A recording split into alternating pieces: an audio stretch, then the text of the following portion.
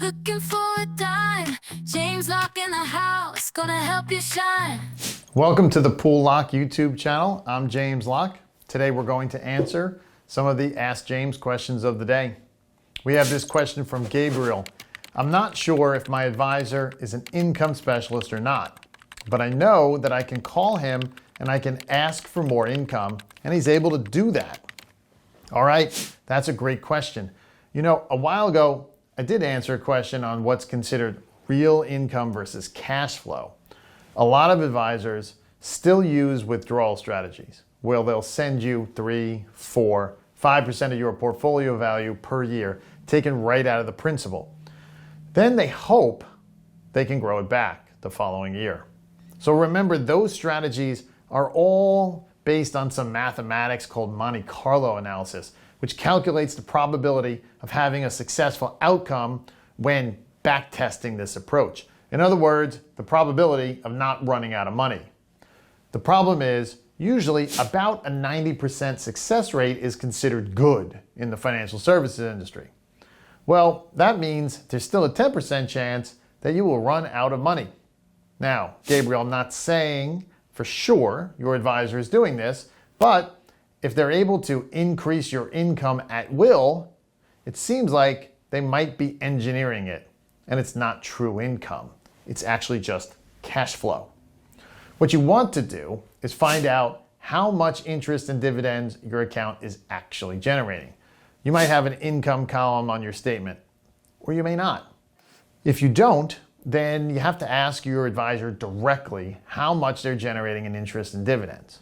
Then you want to find out how much you're paying in fees, because remember, the advisor gets paid their fee out of the interest and dividends first.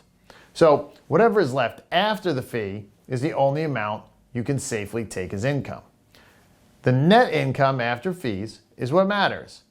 If that net income is less than what you're taking, as distributions, then your advisor is using, at least in part, a withdrawal strategy. Now, those strategies can work, but you also have to understand there are risks involved with every single withdrawal approach. So it's important to have full transparency into how your income is being generated. The better approach is to invest in a true income-focused portfolio, dividend stocks, bonds, REITs, etc., that can provide adequate yield and cash flow from the actual earnings generated by the underlying holdings.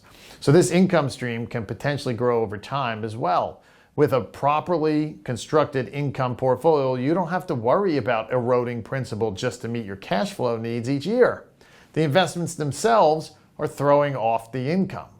So I would encourage you to dig deeper with your advisor on the income strategy. Make sure you understand if you are receiving true portfolio income versus just systematic withdrawals. There's an important distinction in terms of risk management and portfolio sustainability over a long retirement time horizon. So let your advisor know you want an income first approach aimed at tapping income investment yields, not principal depletion strategies. Getting that income clarity is crucial as you transition into retirement. Hey, thanks for the awesome question. And as always, if you'd like to send in your questions, you can do so by emailing them to poolelock@poolelocke.com. All right, let's move right on to our second question. And this is from Bill. He says, his advisor claims to be an income guy, but that he has me primarily invested in annuities. All right, Bill, well, annuities can be complicated products. And frankly, everyone seems to have an opinion about whether they are good or bad. I always say annuities represent the good, the bad, and the ugly. It really depends on your specific situation and needs. I find that a lot of times, especially with advisors who market themselves as income specialists, they tend to be very annuity focused in their recommendations. Some may not even have licenses to recommend other income-oriented investments beyond annuities. Now, I don't know if that's the case with your advisor or not, Bill, but the key question is, do annuities truly provide income in the fullest sense?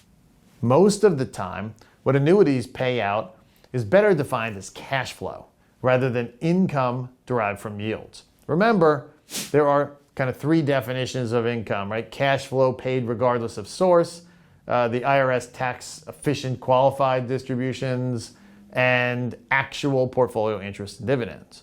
Annuities typically provide that first type, cash flow. The payments you receive could be coming from partially from or fully from principal over time, not just income from invested assets. So it's important to understand that distinction. Now, the potential upside of taking cash flow distributions from an annuity is that they can provide guarantees. If structured properly, the annuity contract can guarantee those cash flows for life, even if you deplete the account completely down to zero. So you can get that lifetime income stream. Now, with variable annuities containing stock, bonds, sub-accounts, you're definitely taking principal withdrawals since those sub-accounts don't generate yield. With fixed annuities, if you purchased recently with higher interest rates, you may actually be receiving that 4 to 5% interest rate as income for a while. And with indexed annuities, it depends on the specific crediting method. You could be taking just interest credits or also receiving some principal. But again, in any of those annuity types, if you do end up taking principal distributions, you at least have that contractual guarantee that the cash flow payments continue for life, no matter what. That lifetime income element is the major draw of the annuities. The potential downside is if you don't actually live long enough to deplete the account value, you may have given up higher total returns that could have been achieved through other income investments like dividends. So there's always pros and cons to consider. Ultimately, Bill, you'll want to have an honest discussion with your advisor about his income investing philosophy. If he truly specializes in generating sustainable yield, across asset classes like stocks, bonds, and REITs, BDCs, things like that, in addition to using annuities, that could be a balanced approach then. But if he leads solely with annuities, you'll have to decide if that limited scope fits your retirement goals and risk tolerance. Open communication will help ensure you're truly investing for the type of income you desire. Awesome. Thanks for a great question. As always, if you'd like to send in your question, you can do so by emailing them to poollocke@poollocke.com. Now, if you like what you heard, go ahead, like and subscribe to our channel. And I'm James Locke, your retirement income source. See you guys next time. Money on my mind, looking for a dime. James Locke in the house, gonna help you shine. Retirement is near, don't you live in fear. Listen up, my friend, let me make it clear.